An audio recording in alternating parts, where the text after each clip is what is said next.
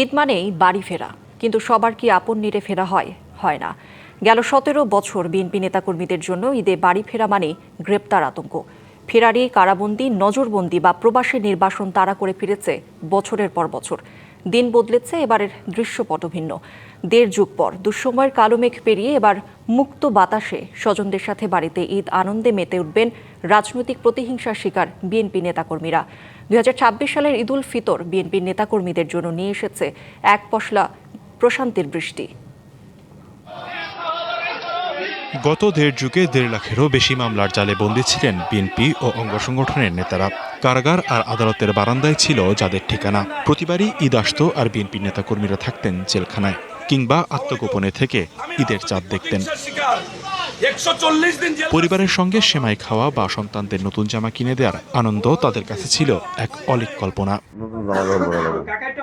দিন বদলেছে।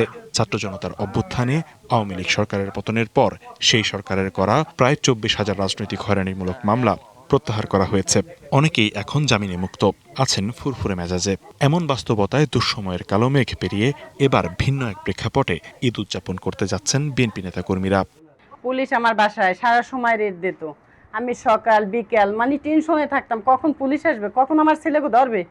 গল্প নয়, এসব গেল ১৭ বছরের রাজনৈতিক প্রতিহিংসার খতিয়ান। গ্রেফতার আতঙ্কে ঈদে সন্তানদের কাছে না পাওয়া মায়ের দীর্ঘশ্বাসের পাণ্ডুলিপি। ছেলের অপরাধ, সে পটুয়াখালী জেলা ছাত্রদলের সিনিয়র যুগ্ম আহ্বায়ক। আওয়ামী দর্শকদের হামলা শিকারে যত আত্মীয়স্বজনের বাড়ি গেছি, তারা হয়তো আমাদের মুখ দেখলে অতিষ্ঠ হয়ে যেত যে বারবার কেনই বা এরা আমাদের বাসায় আসে। পোলাপা ছেলেপান ছিল বাইরা, আমি এই ১৭ বছরে ঈদ করতে পারি নাই। ১৭টি বছর ছিল আমার জন্য জীবনের সব থেকে কালো অধ্যায়।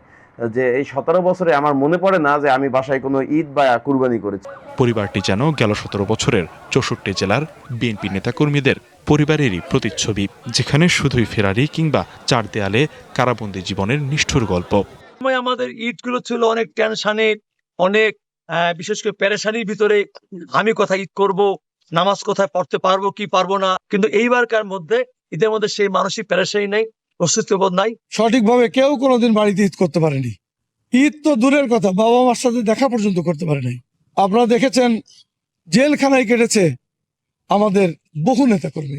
গেল ১৭ বছর আওয়ামী লীগ সরকারের প্রতিহিংসার মামলা, পুলিশের বাধা হামলার মধ্যেও রাজপথ ছাড়েননি দলের নিবেদিত প্রাণ নেতাকর্মীরা। হয়েছেন গ্রেপ্তার আর সহ্য করেছেন রিমান্ডের নামে নির্মম নির্যাতন। সঙ্গত কারণেই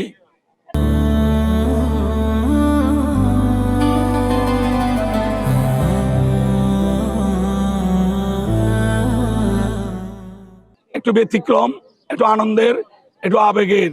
সবথেকে বড় যে জিনিসটি খারাপ লাগে যে আমাদের প্রিয় নেত্রী মাতৃতুল্লাহ বেগম খালেদা জিয়া যদি থাকতেন, আনন্দটি শতভাগ আমাদের পূরণ হতো। পলাতক জীবনের কথা, ফেরারি জীবনের কথা ভাবি, তখন থেকে এখনকার এই ঈদের কথা যদি চিন্তা করি, মনে হয় যে এটা স্বপ্ন, একটা স্বপ্ন বাস্তবায়ন হচ্ছে। ২ যুগ পর রাষ্ট্র ক্ষমতায় বিএনপি, তাই এবারের ঈদ দলের নেতাকর্মীদের জন্য কেবলই ধর্মীয় উৎসব নয়, বরং নিজেদের অস্তিত্ব ফিরে পাওয়ার আনন্দ। বাংলাদেশ জাতীয়তাবাদী দল বিএনপি ক্ষমতার মুখে এই প্রথম ঈদ, অবশ্যই মানুষের মুখে হাসি এবং বিশেষ করে ছাত্র দলের মুখে হাসি। গত ১৭ বছরের ঈদ আমরা তো আসলে ওইভাবে উপভোগ করতে পারিনি। ১৭ বছরে আমাদের জীবন ছিল সবসময় একটা আতঙ্কের ভিতরে।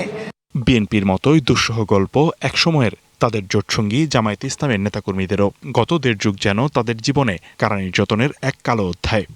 অত্যাচার নির্যাতনের সেই সময়গুলো, সেই দৃশ্যগুলো চোখে ভাসলে আসলে এটা ভাষা প্রকাশ করার মতো না। ৫ই আগস্টের ছাত্র জনতার জুলাই বিপ্লবের পরে আমরা তার থেকে একটা মুক্তি পেয়েছি। নিঃসন্দেহে অন্যান্য ঈদের চাইতে এবার ঈদটা আমাদের খুব ভালো যাচ্ছে, ভালো যাবে আশা করছি। আজ ভুলে যাতর দোস্ত দুশ্মন, হাত মেলাও হাতে, নজরুলের বিখ্যাত এই ঈদের গানের কথাগুলো শুধু মুখে নয়, হৃদয়ে ধারণ করলেই রাজনৈতিক প্রতিহিংসা মুক্ত গণতান্ত্রিক বাংলাদেশ বিনির্মাণ সম্ভব, এমনটাই মনে করেন রাজনৈতিক নেতাকর্মীরা। লিখন কান্তি ভৌমিক, ডিবিসি নিউজ।